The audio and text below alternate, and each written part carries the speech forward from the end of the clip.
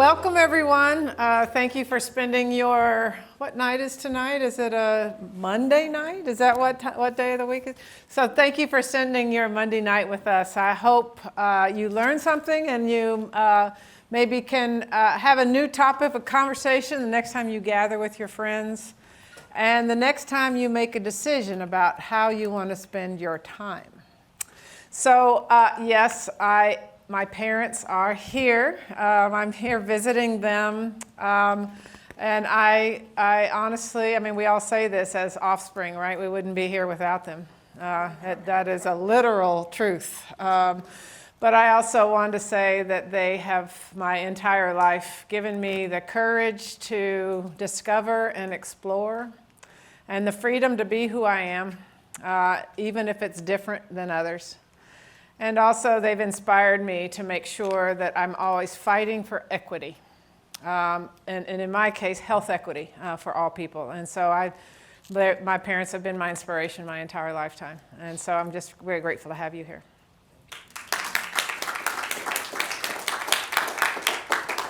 All right, let's get busy. How many folks have been to something like this before? Some presentation about how to be your best self? Yeah? Yeah, okay. All right, good. Have you changed your ways because you've been to something like this, how to be your best self? Made baby steps? Anybody? A baby step, maybe? Thinking about it. Contemplation phase, right? Oh, yes, you have. Okay, excellent. Well, I hope I can leave you with a couple of take-home messages today.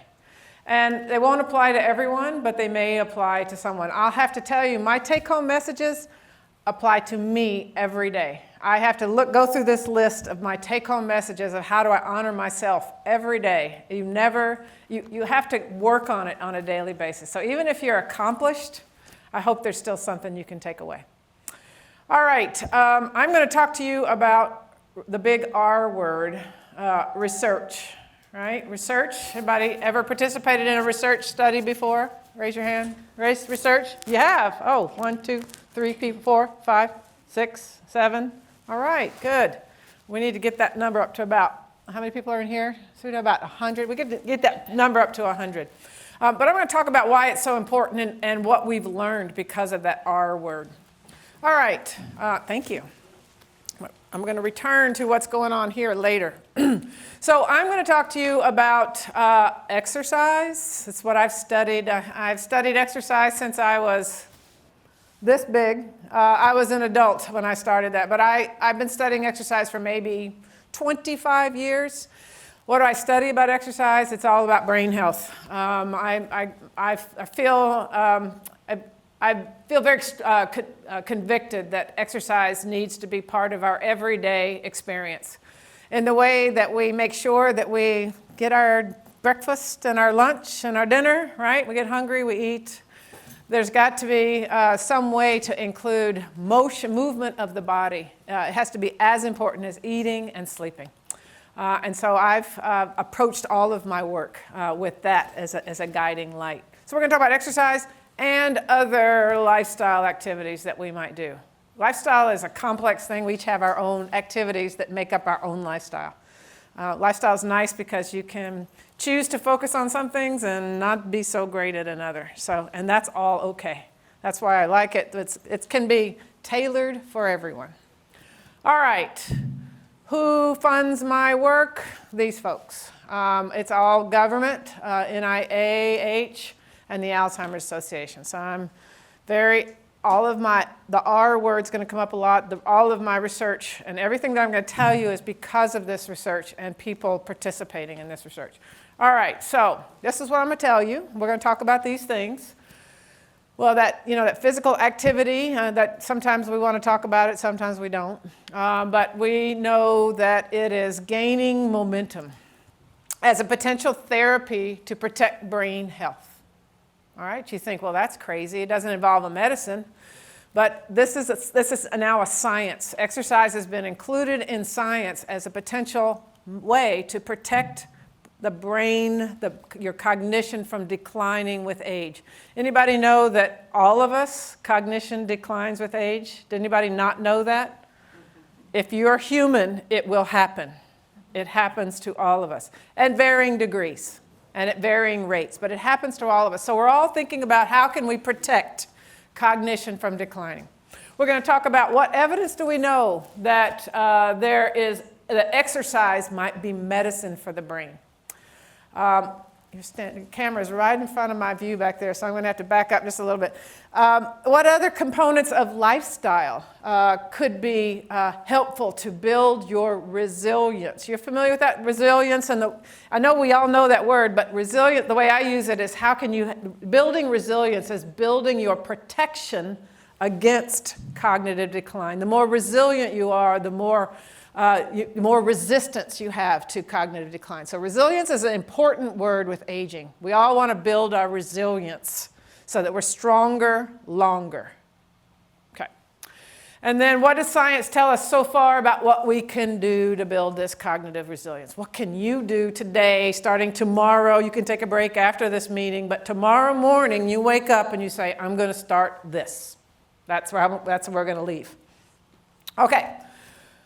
Did you know? Anybody see this article in the Wall Street Journal? Came out in November 2019, just before the big pandemic.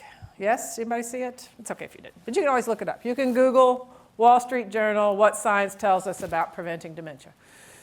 This was the first, it was a nice spread. If you ever read this, you open it up to the centerfold. There was a centerfold all about lifestyle and what you can do to protect your cognitive health or to make you as strong as possible. And it involved you doing some work. There's a concept too. That maybe there's something each of us can do to protect ourselves. And that for me is very important. We've been talking about this in science for a long time, but the public doesn't believe it. They haven't been getting that information. We can't help us all. We can't, as a science community, we can't help our communities get stronger unless they know what they can do. So this kind of publication, mainstream in the community, is really important. So when you see these kinds of publications, I hope you'll pass it on to people, your family members. What this article talked about was several things that each of us can do, or things that we know that are what's called modifiable risks. Things that if you change them, it might change your risk for decline. So, blood pressure control. Anybody know about those latest results that were published about a year ago? Aggressive control of blood pressure could protect against decline. Anybody hear about that one? Well, talk to your doctor about that. That's an important new finding for the field, that controlling blood pressure could protect against decline. Exercise, we're going to talk about that more today. Cognitive training. I don't know, people use that in the community, but it just means some people refer to it, when you see that, it might mean, using computer programs and exercising your brain, using different programs or games. Another way that I like to think about it is challenging yourself. If everything comes too easy to you and there's no problem solving involved in your day, you're getting off too easy. You need to find problems to solve. It's like mental exercise. In the same way we need to challenge ourselves, the body, to move it, we need to challenge the mind. And so cognitive training is challenge yourself. Find something that's difficult and stick with it. It's important for brain health. Diet, not dieting, but the color of your plate, the nutrition on your plate. What color is the food that you're eating? Is it brown? All brown? These kinds of things make a big difference. We're learning make a difference in if you're going to have cognitive decline, how quickly that's going to happen, how extensively that might happen. Sleep, how is your sleep? Are you sleeping well? Not at all? Up and down? What's your quality? Are you doing anything ahead of your sleep before you go down to bed to help you get a better night's sleep? We can talk about that in a whole nother conversation, but the common is late caffeine in the day. Ask yourself whether you're sleeping well. There's a whole list of tricks to help you get better sleep. Modifiable. And then combination.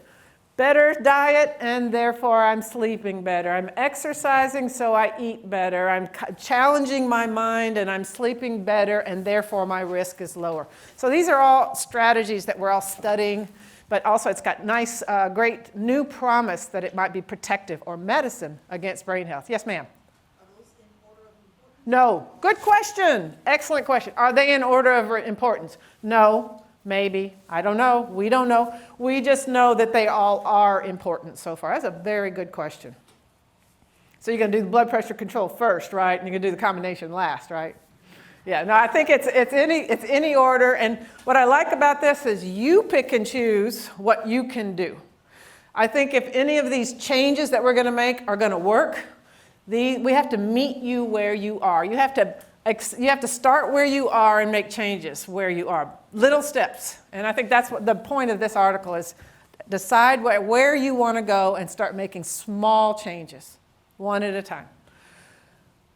All right, so I don't know if you recognize yourself on this, but I recognize myself. That's me right here, day after day, and I think there's probably other people in the room who can recognize yourself. We have changed our habits over time. We sit. Sitting is the new smoking. You've heard that before, right? Sitting is the new smoking. Meaning it's been shown or it's hypothesized to have the same effects on body health as smoking. No different. And chronic sitting could have the same effects as smoking on the body. Our leisure time activities are sedentary. We love that kind of food, don't we? Because it smells so good. But we're being manipulated by those out there, in a sense. But our American culture, we learn that certain comfort foods look like this and other healthy foods look like this, and we kind of gravitate toward the comfort foods. We know that lifestyle affects risk of cognitive decline because we are sedentary. In general, our culture is sedentary. We drive around for 10 minutes to find the parking space that's 3 spaces closer to the front door of the grocery store. Anybody done that? I've done that. I think, what am I doing? Park, walk. So we are sedentary. We eat well. We eat a lot. We have plenty of food in general, many of us. But the kind of food that we eat is possibly not the best in terms of nutrient value. We eat brown plates of food. It's our comfort food, go-to. We are socially isolated, particularly during the pandemic. That had consequences for us. My prediction is, and this is not, others feel this way, it's not just off the top of my head, that over the pandemic, the last 2 years in the pandemic, we have aged as a society by 2 years.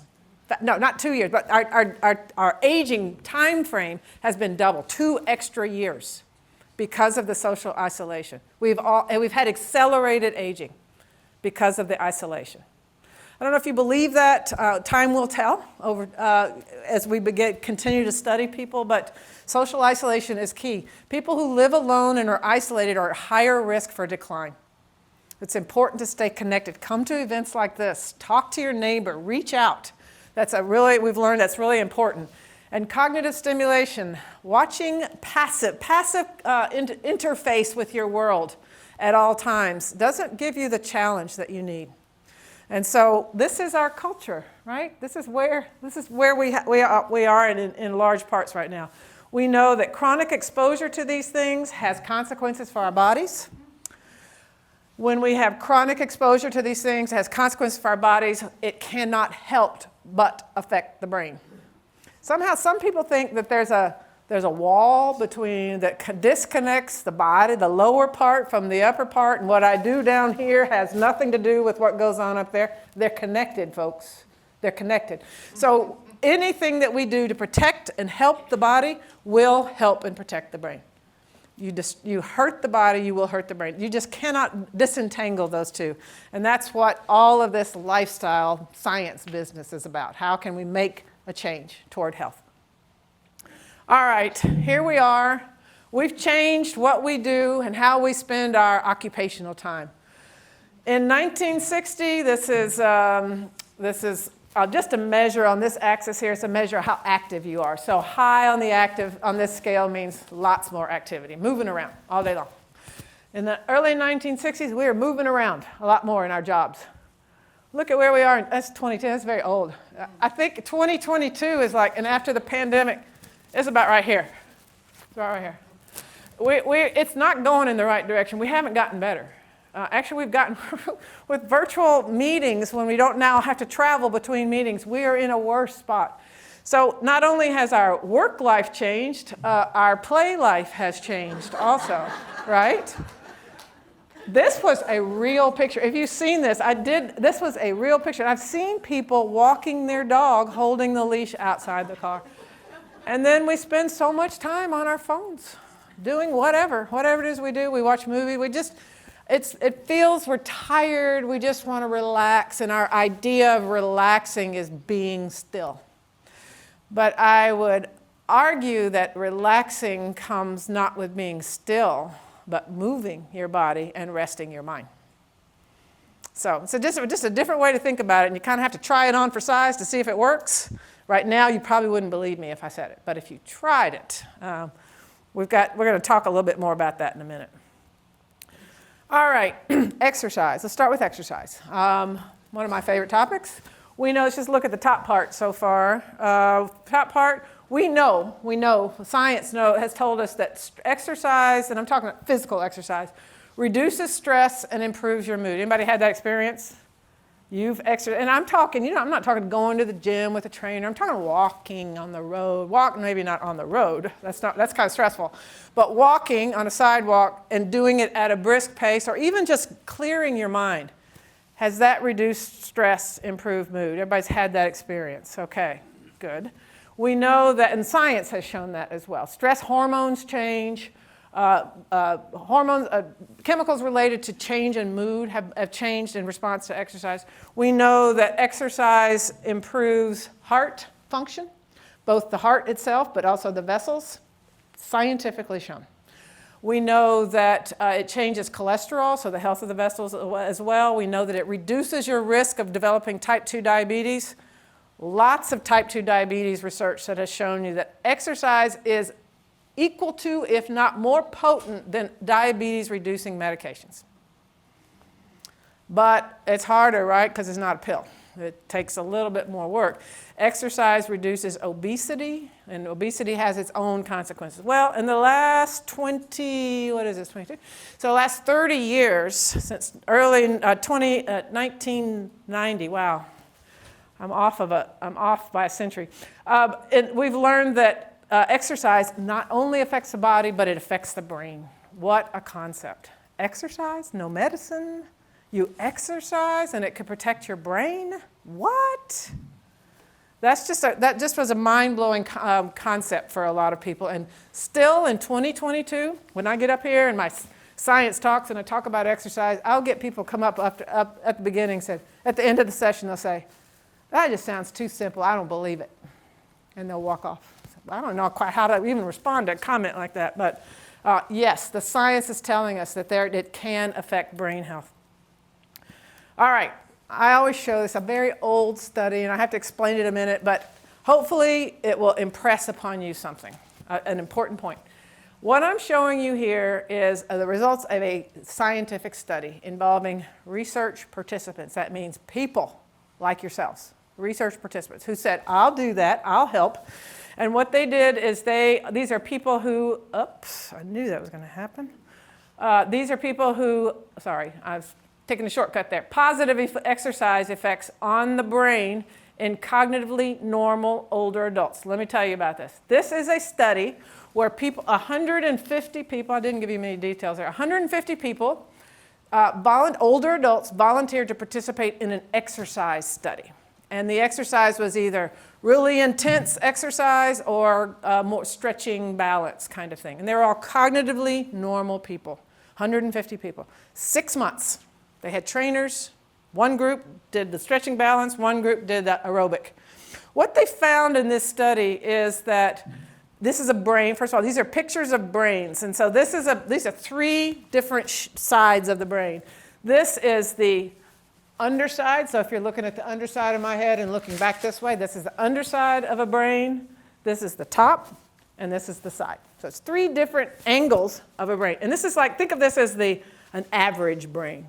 So when we looked at, in this particular study, they took the average of all these 150 people and kind of put all the brains together, one after another. And they started to look at the changes between those people who had the stretching and balance versus those people who have the aerobic. And what they found is that this brain, in all three brains, it's all the same kind of brain, but this is the average. So what they found is people who were doing the exercise, the higher intensity exercise, they had brain growth, increase in volume in all these areas compared to the people who were doing very low intensity. So higher intensity exercise, brain volume increased all in these areas. So it's subtracting those from the stretching group from those who are in the aerobic group. So it's just the difference between them. And the difference shows that one group had brain volume change, growth, and the other group with low intensity relative to the other group. So here's the take home. Exercise increases brain volume? Whoa, this is 6 months. In older adults, first of all, let me just tell you, increasing in brain volume, that's a good thing, right? You want the increase. We're losing brain volume as we get older. That's normal. It's a normal change. But the rate at which we lose brain volume is different for each person. We want to slow it down as much as possible. Here we have an intervention, no drugs, exercise, increased brain volume. It goes against aging after 6 months. Okay, I know it's a complicated slide, but the take-home message is exercise might be beneficial for brain.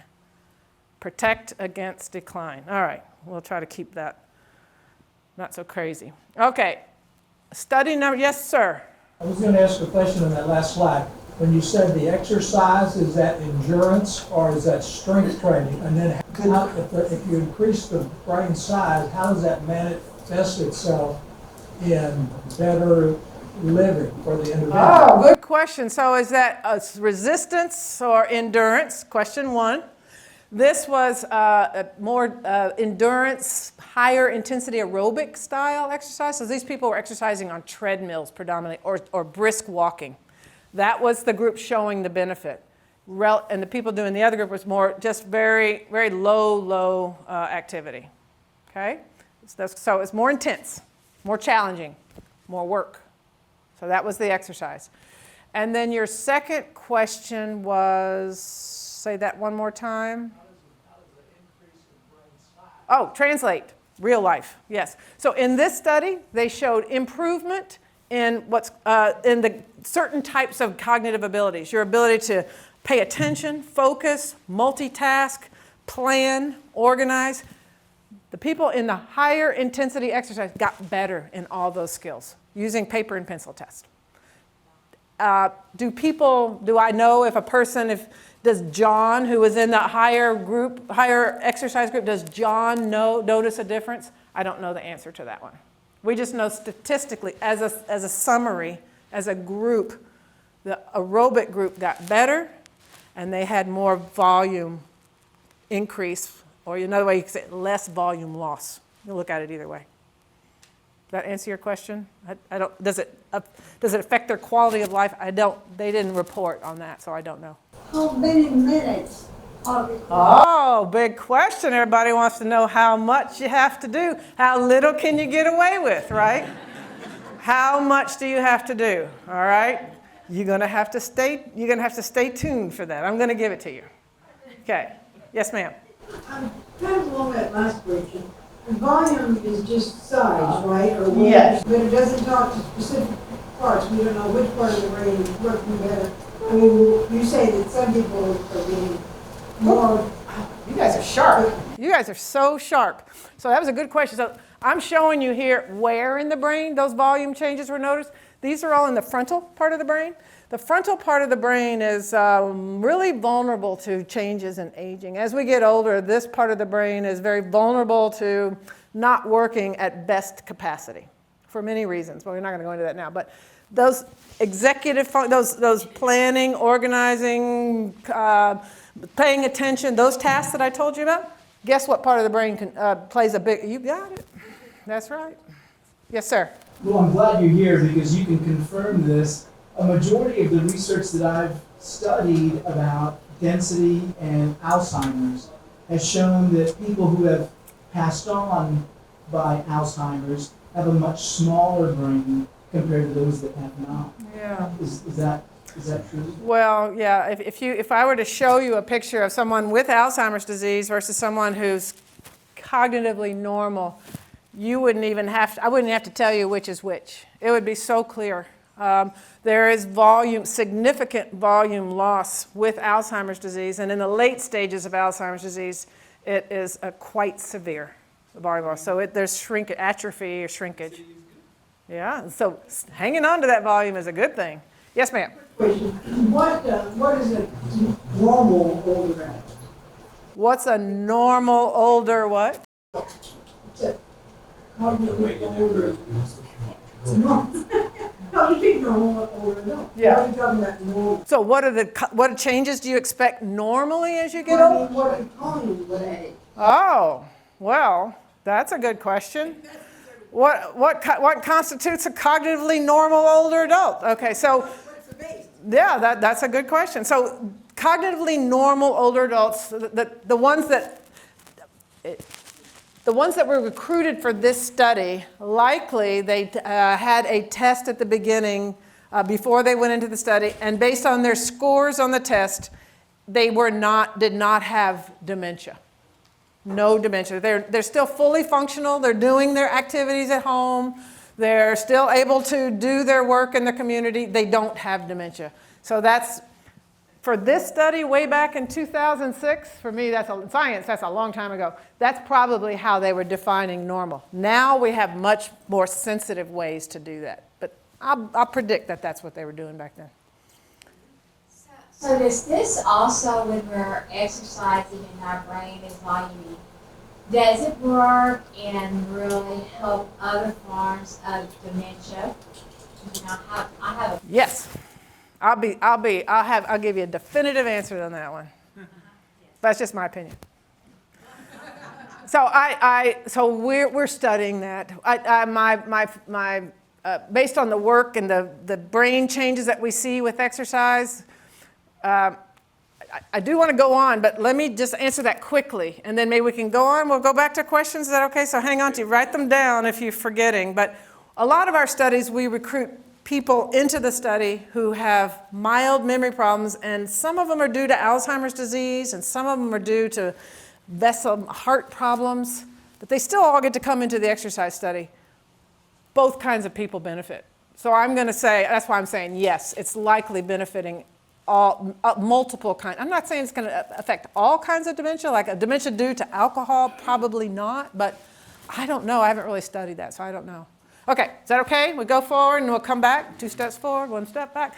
All right, everybody okay about this so far? Just got a picture. Exercise, good. Protects volume. That's a good take-home message right there. Okay, so if it's good for cognitively normal people, however you want to define it, us, right? Us.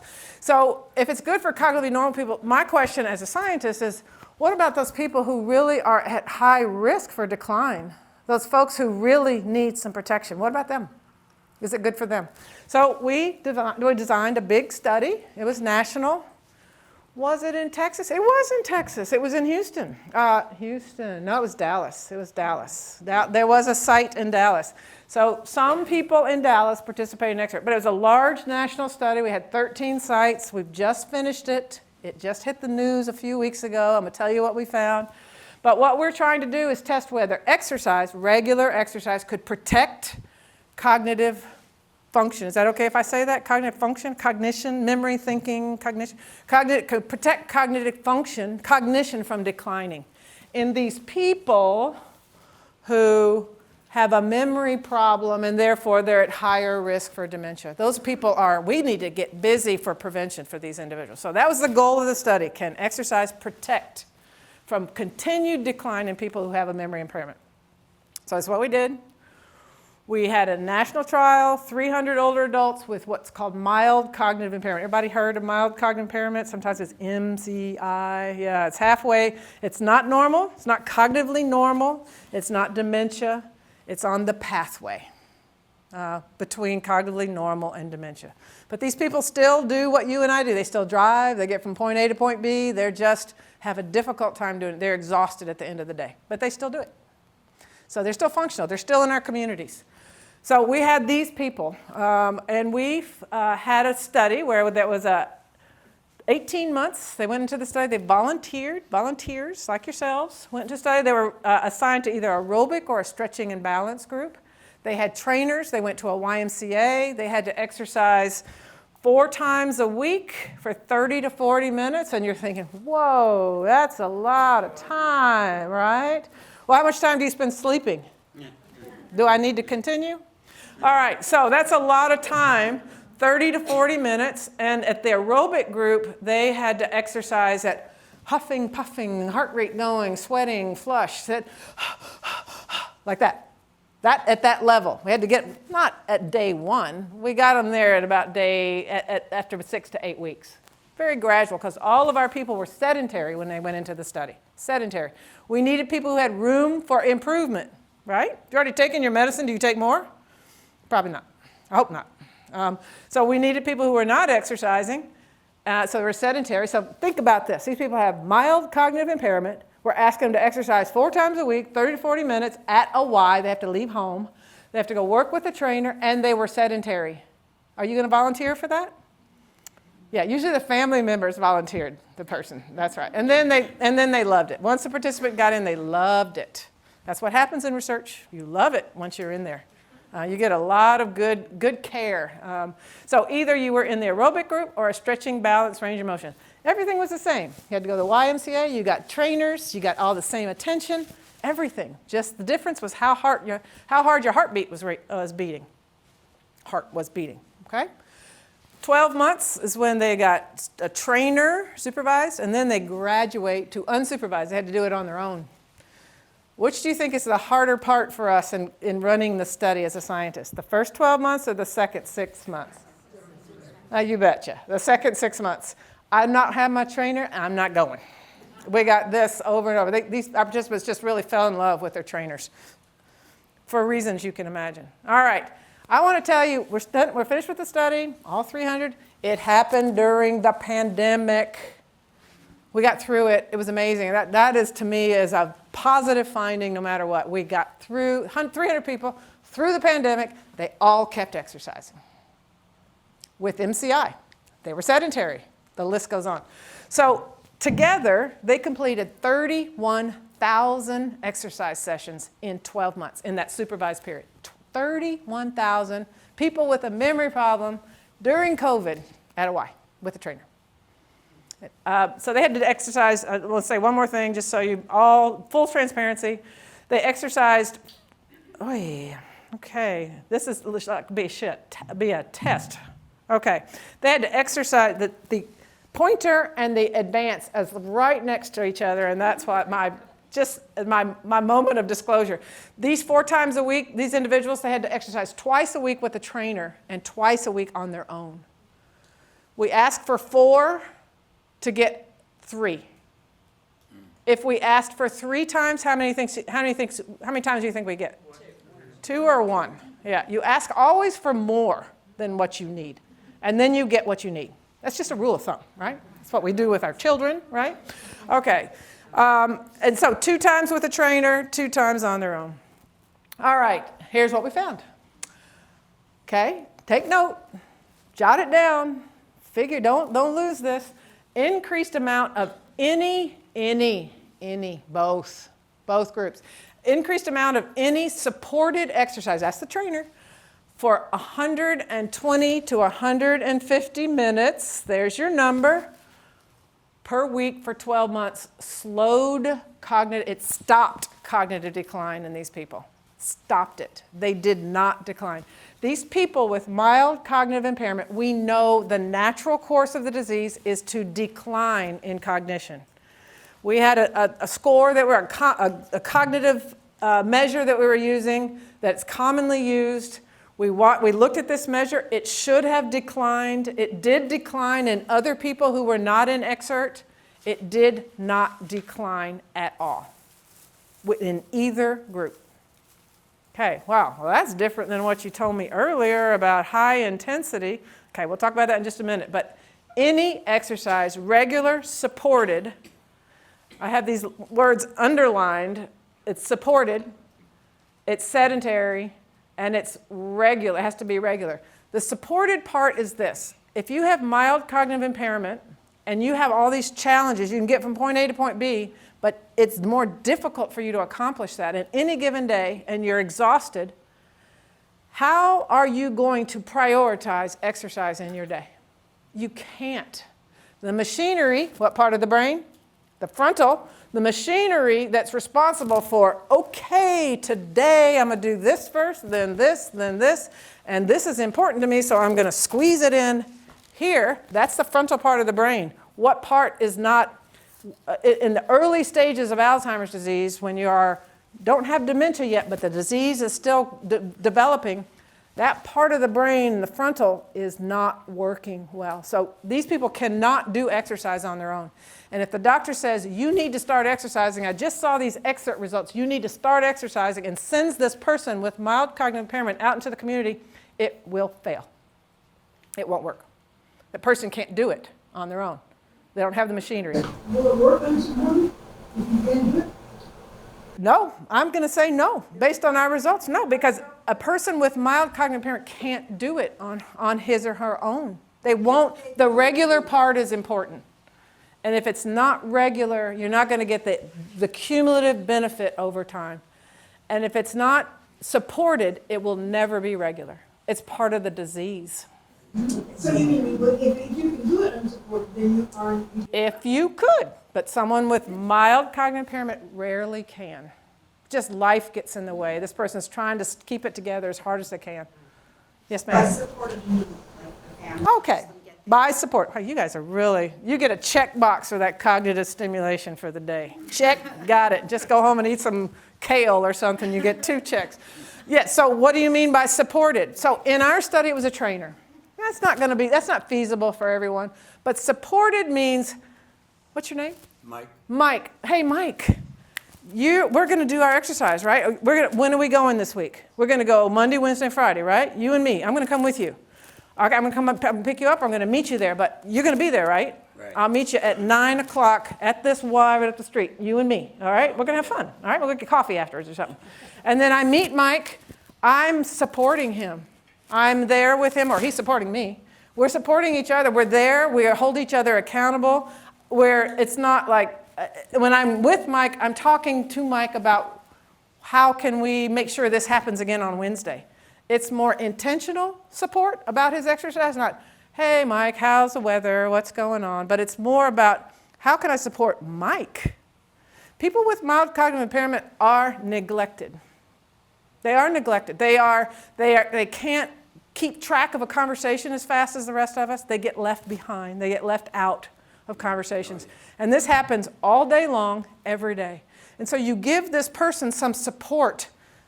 I believe there's therapeutic value in it, and I think our results show that there's therapeutic value in Mike getting some intensive attention for once that belongs to Mike. It's not about me, it's about Mike. That's what I mean by support. It could be a trainer, it could be a family, it could be a friend, but supported means truly supporting Mike. Does that make sense? Yeah, okay. Yes, ma'am. This is just so wonderful. Now, what happens with people who cannot stand, they cannot do stand-up exercise, they cannot do aerobic exercise? Are they doomed? No. Okay. What if you can't stand? What if you physically can't do this and you can't do aerobic exercise? Are you doomed? I like that. That's a very good question. I'm telling you here, it doesn't have to be aerobic anymore. We thought it did. So let me back up 1 second, 2 steps back. Will you let me do that? 1 step back and come back. I told you before, remember that kind of gold slide? It said cognitively normal. It had to be aerobic. You're probably scratching your head, but you said aerobic before. Now you're saying any. Before the aerobic, those were all cognitively normal older adults, and it was a 6-month study only. That's a big difference. So everything else was similar. Same intervention, same kinds of exercise, everything, but other things were simple. But they were cognitively normal. They didn't have mild cognitive impairment. And this was our main measurement was at 12 months. Twice the amount of exercise, twice the amount of time. It may take longer so that to have lighter intensity exercise to be beneficial. In a shorter amount of time, you may need more volume of exercise. But if you stretch it out and you keep doing it for long periods of time, maybe you don't need as much. Maybe there's cumulative benefits. Yeah.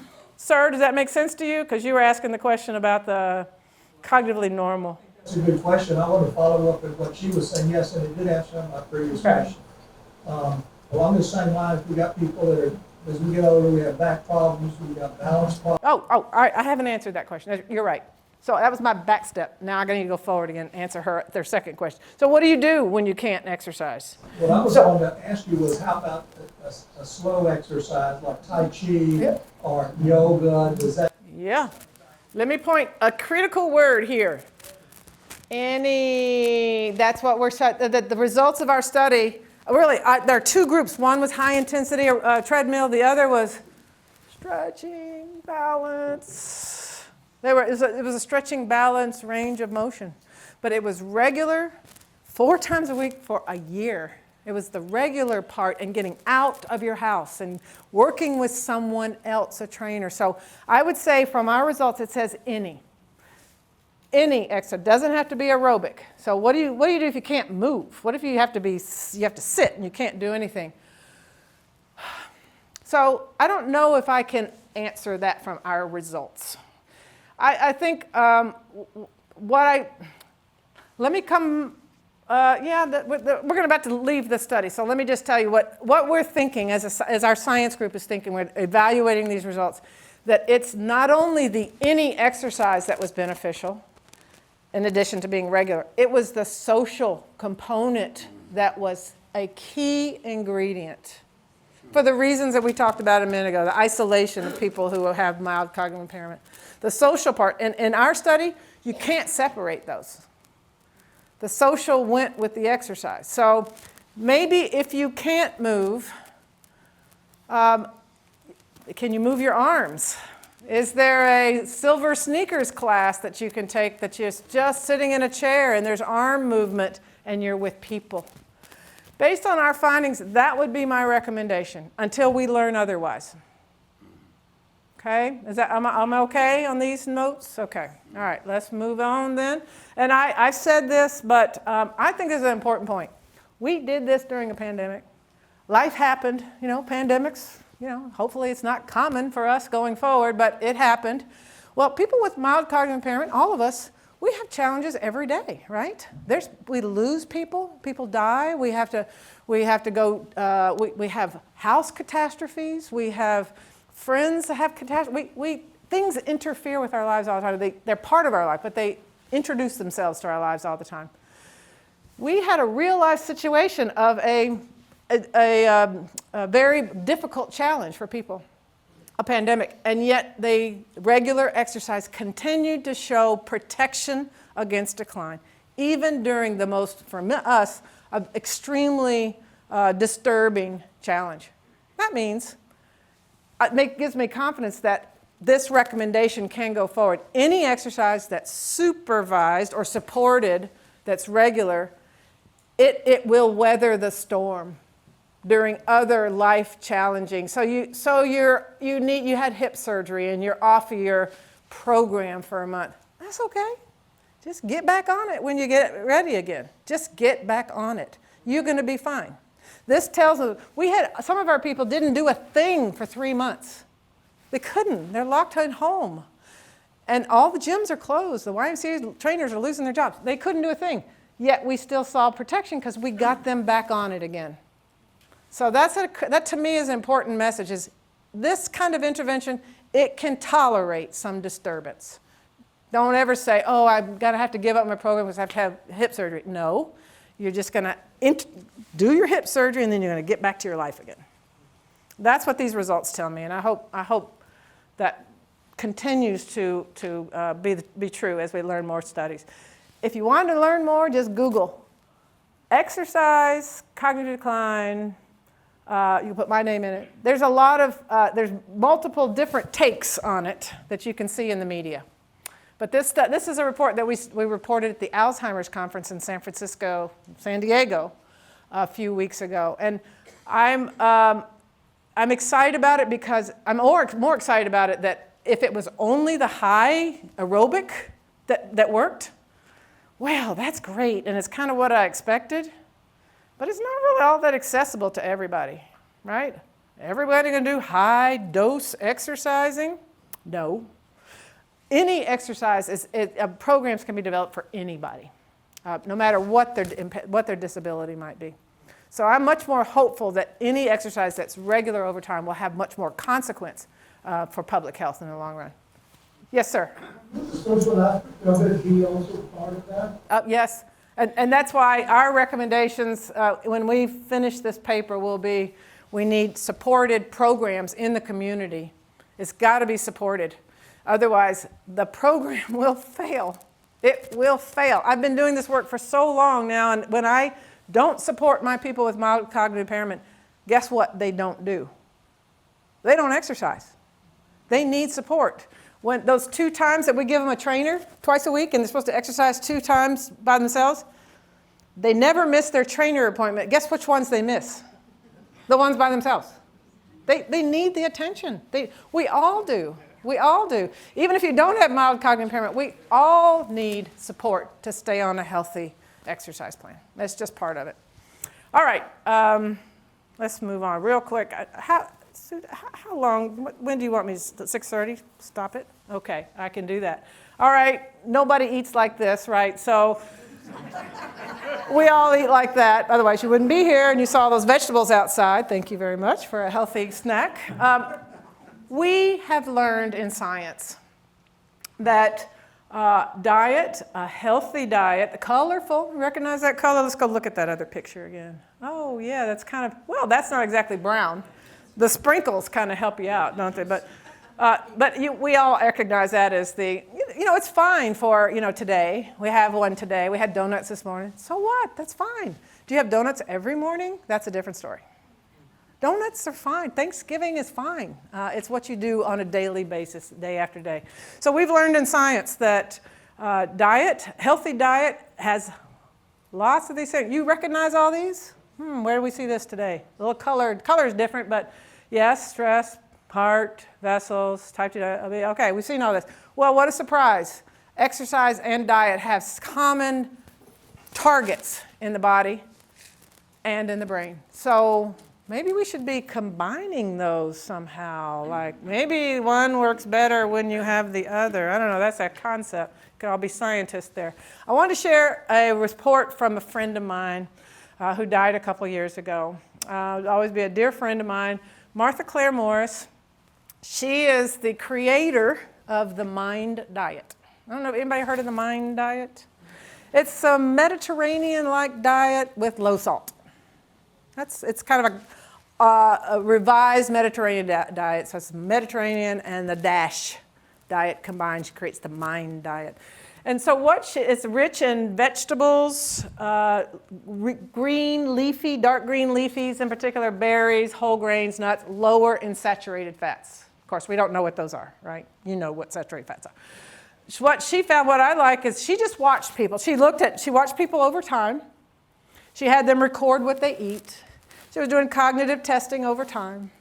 And what she found is that people who adhered to when they adhered to the Mind Diet rigorously, their risk of Alzheimer's disease dropped by as much as 53%.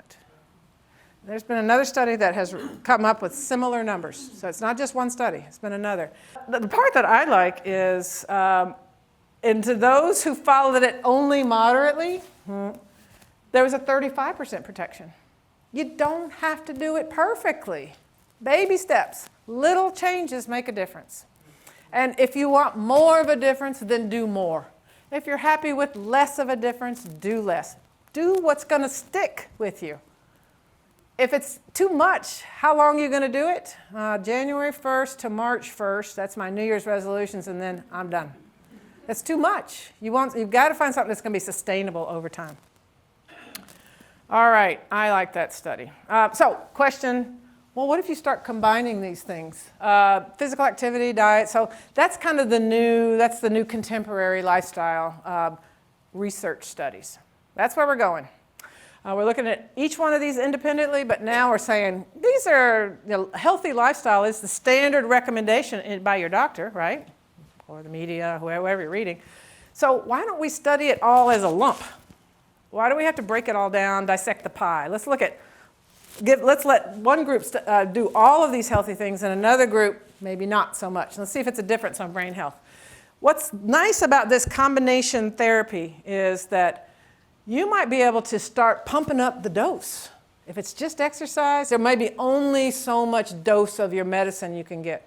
But exercise plus diet ramps up the dose again. Exercise plus diet plus blood pressure control plus sleep, maybe we can turn up the volume on dose and get more. Maybe more is better. But what I really like about it is that it allows for tailoring. So people who can't do everything, they have physical disabilities, or they live in a food desert, they can't do some of these things, then let's meet you where you are and design something in partnership that allows you to meet your own goals. Baby steps on some of these. Doing all of these things is not necessarily the best strategy. So the tailoring, when you got lots of options, it lets you pick and choose like a menu what you would like to do and what you can achieve. And I think that's really important if it's going to work. Yes, sir? What would be an example of blood pressure control? Well, I'm a strong believer that everybody in here should know what your blood pressure is at all times. Do you know what your blood pressure is? Yes, sir. Good job. You don't have to know every day. That's a little much. But in general, we should all know what your blood pressure is. I like the idea of everybody having one cuff at home. It's just that I think it's important that people take personal responsibility for your own health. I hear so much at our clinic, oh, doc says my blood pressure is borderline, but I'm okay. I said, well, let's see what that is. Well, it's borderline and not in a good way. And think about chronic borderline high for years and years. Is that going to be good for your body? Yeah, it's going to be a stressor on the brain. So take some responsibility for your health. I would love it if we all knew at any given point what your blood pressure is and what your blood sugar is. Always.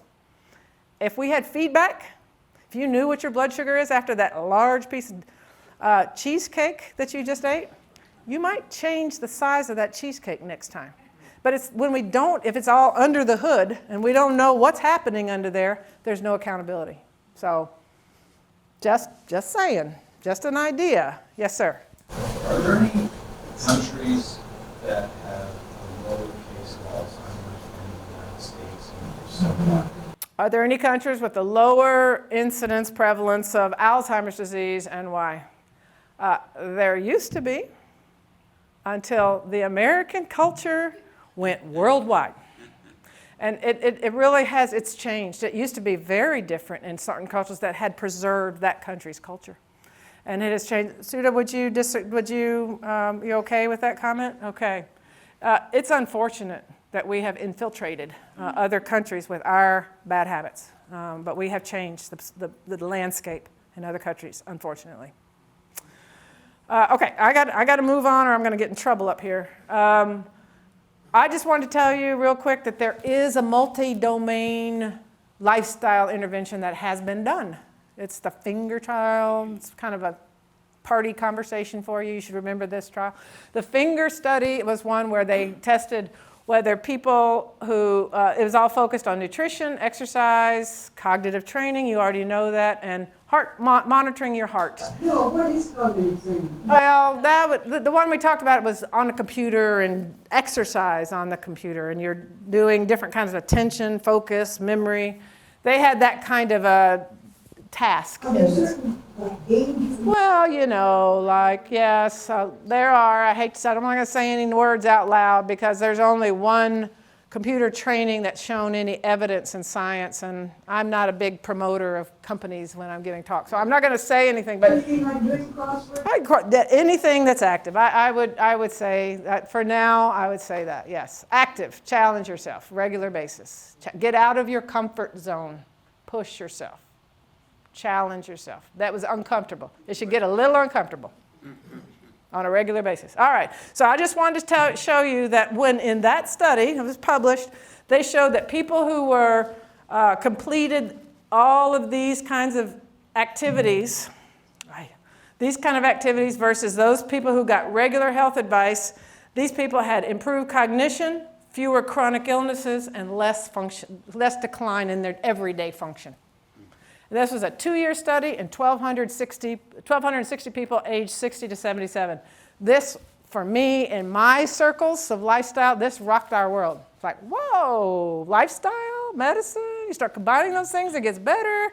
These were people all at risk for decline. They had risks, they had something about them that put them at risk for decline, and it showed that they got better with this kind of a lifestyle intervention. Well, this finger trial, you know, your party conversation, finger trial was conducted way up here. It created, and when these results were published, it created an explosion of other countries wanting to do something very similar. We want a lifestyle intervention. And it was really important that different countries do this because each country has their own culture with food and exercise, how they use healthcare. It's really important that we all share and talk to one another and test whether lifestyle in Singapore can protect cognition. Lifestyle in India can protect cognition. Lifestyle in Canada, South America. We've got the UK, we've got Spain now, and we've got Africa that have joined now. So this is a new network called the Worldwide Fingers. And one day we will have some really important news about whether lifestyle can protect brain function, not just for Americans, not just for the Finnish people where finger was conducted, but across the globe. So the countries, in the blue, this is an old map. The countries in the blue, it says in the planning stages. Countries in the blue, in the darker blue, this color here, that's countries with ongoing trials. But it's an older map because this whole country here, Latin America, all the countries, all the Latin America, they have already recruited 1,000 people into their study. They're amazing. Latin America is amazing at how quickly they're recruiting. So this is an explosion of lifestyle interventions. We have one going on here in the United States, and it will be really important that we all share information across the study so that we can see if it, we don't care if it just works for Americans. I do, maybe you do, but I don't. If it doesn't work for all of us, what good is it? It's got to work for all of us. We got to find something that's going to work for us on a global level. All right. And we're doing pointer, but I'm going to tell you, we're doing this in the United States. We are part of that network. We've got 5 sites across the United States that we're recruiting people. We're doing this and this. I'm not going to go into any of this, but Texas is part of that. It's happening up in Houston. We have, I think this is going to be really important. We're doing this multi-combination of lifestyle interventions, and it's for 2 years. We're testing brain health for people who are at risk for decline. This is not with medications. It's all lifestyle. It's combining diet, exercise, cognitive stimulation, social challenge. All right, and there's our 2 groups. I'm going to move on because I'll be in trouble if I don't. But today, we've enrolled over 1,700 out of our 2,000. I have to do a little party dance up here on that because that is a really, we work very hard. And that 1,700 out of 2,000 across the United States into an intensive change your life lifestyle intervention, that's a lot of work. I'm very proud of that study. So we're going to have some new news soon. I'm just showing you some different pictures of different kinds of activities that different countries are doing as part of the lifestyle intervention. Each country gets to design their own lifestyle intervention in the way that best suits their own culture. And then we share information across the countries. So I'm very excited. 3 countries in Africa have been added. Yes, ma'am. Is it finger or fingers? Well, finger was the original trial done in Finland geriatric finger. And then worldwide fingers is the finger exploded. Fingers. Yeah, and we weren't going to be U.S. finger. Right. Okay. Enough said. All right. To close out, okay, we are getting, hopefully you believe me, that we're getting more and more support to show beneficial effects of exercise as medicine for the brain. We were not made to be still. This machinery was not meant to be still. We have joints that move, we have muscles, we have lungs, we were meant to move. When we don't honor your body, something's going to have consequences. And all I care about mostly is what goes on above the neck here. All right. Other aspects of lifestyle may also contribute to how the mind ages. Cognitive, social challenge, nutrition, and then in the yellow, we've got some other stuff going on. You might have seen something about that. And then we have these other large studies, not only in the United States, but also globally, that will help us know, does lifestyle protect? And if so, how much and what? We'll have enough people across all the countries in the United States to be able to combine data and do the more detailed analyses of what works, how much, for whom, but we need a global initiative in order for us to answer all those questions. Does that make sense? Yeah. All right, take home. This is take home tips. Move your body. My last slide. Set goals for walking every day. I mean, really, if you think I'm just going to walk on Monday, Wednesday, and Friday, Mike, we're not going to do that, right? It's got to happen every day. Otherwise, you don't want to do it on Monday and Friday. If the wheels are oiled, you go every day. Even if it's 10 minutes, 5 minutes, doesn't matter. Set goals for walking every day. Walk first thing in the morning. That's what I have to do, otherwise it doesn't happen. I just say that because you got to work it in your day. Do what's best for you. Park further away from the door. All right, there's your challenge. You can start that tomorrow. Walk with a friend, social. Take the stairs if you can. Hang on to the railing. Be safe. But find out what you can do. Don't do what other people do. Do what you can do. At what other level you can do. A little bit. Doesn't have to be big. Add color to your plate. All right? Simple color. Nothing, very few things. Well, those sprinkles. You could put sprinkles over your mashed potatoes, right? And then you got color. But that's not what I'm talking about. Okay. And listen, after you've had a heavier meal versus a lighter meal, take a moment to feel how you feel. Do you feel different? I think not right after, maybe 10 minutes later. Do you feel different? Generally with the brown meals, you feel tired, sleepy, you want to go lay down. With the other colorful meals, you feel like going to do something. Okay, think about how you feel. Make small changes, nuts instead of cookies, frozen yogurt instead of ice cream, little stuff. Olive oil instead of pork fat. That might not be an issue here for me, but where I'm from in North Carolina, that's an issue. We're trying to get everybody to move from pork fat to olive oil. Stay connected with your community. Do things like this. Talk to people. Get out of your comfort zone. Talk to someone you wouldn't talk to normally. Reach out to family and friends if you're feeling lonely. Don't keep it quiet. Don't keep it a secret. If you're feeling lonely, chances are someone else is too. Get out of your comfort zone. Introduce yourself to someone new. Stick your neck out. Be okay about taking a risk. Social risk. Don't get in front of a car or anything like that, or walk on the road. But learn something new. Try to learn something new every day. It's a big challenge, but try to learn something new every day. Something that you like. Don't keep it in line with what you love. Read, watch an educational show, draw, paint, write, use a recipe. Anything that you do, work in the shop, doesn't matter. Whatever challenges you is important. And balance comfort with challenge. Comfort always is not the best ticket for health. If you're always comfortable, you need to stop being so comfortable and challenge. And I'm not saying ignore comfort. Comfort's good too. It's the balance that's important. Okay? And then I'll leave you with, and you all know this, I don't have to tell you guys that are educated, you're the ones that are teaching me, but in our lives, and I have to remind myself always, when I want to grow, be better, learn, be my best self, it's got to hurt a little bit. I got to get out of myself, I got to challenge myself, otherwise I'm going to be stuck right where I am right now. And that's okay, but I really want more. So don't be afraid. And you guys know that already, and I have no idea what the last sentence there.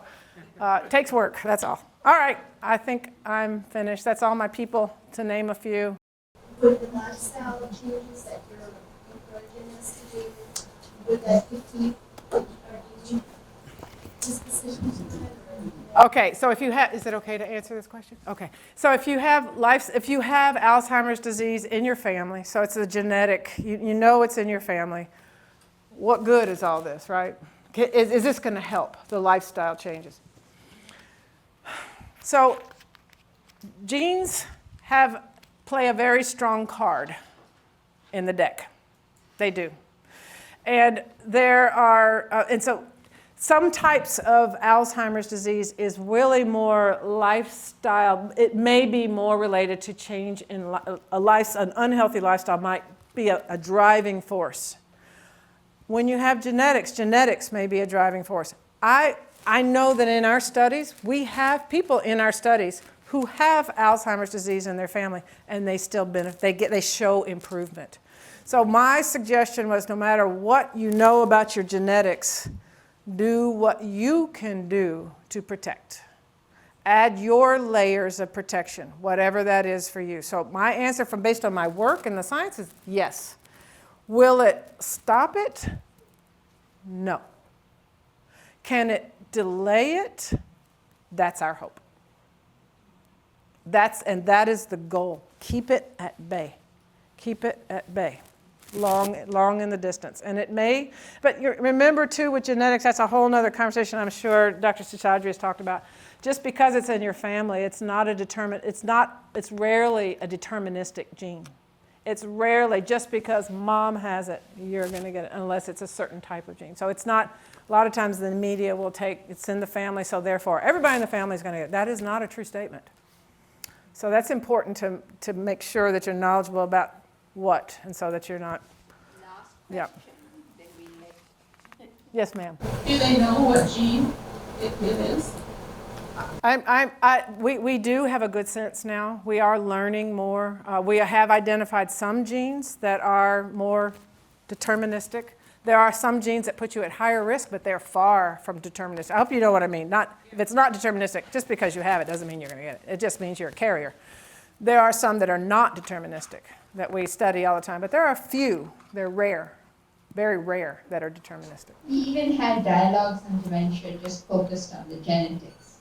As Dr. Baker said, there are only small proportion of people with Alzheimer's where it's the gene that's the strongest influence. And even there appears to be some benefit to slow down. But for over 95% of people who develop Alzheimer's, there is some genetic influence, but they are genes that are like risk factors. Mm-hmm. So if you have a high blood pressure, you're more likely to get a heart attack. It doesn't mean you will get one. So if you have a certain combination of genes, you may be a little bit more at risk, but you definitely benefit from that. Yes. This has been shown. Folks, everything I talked about tonight was based on our research. You go to a pharmacy, you go to, is it CVS or Walgreens around here? CVS? You trust that things on the cabinet, on the counter that you're about to buy, that somebody's done some research about it, right? Otherwise, why would you be taking it? We have to have people involved in our research. Everything I told you about is because of beautiful people who have said, yes, I will help. And I just always want to remind everybody at every opportunity that research it's really important that all of us participate. Because it's your grandchildren we're talking about.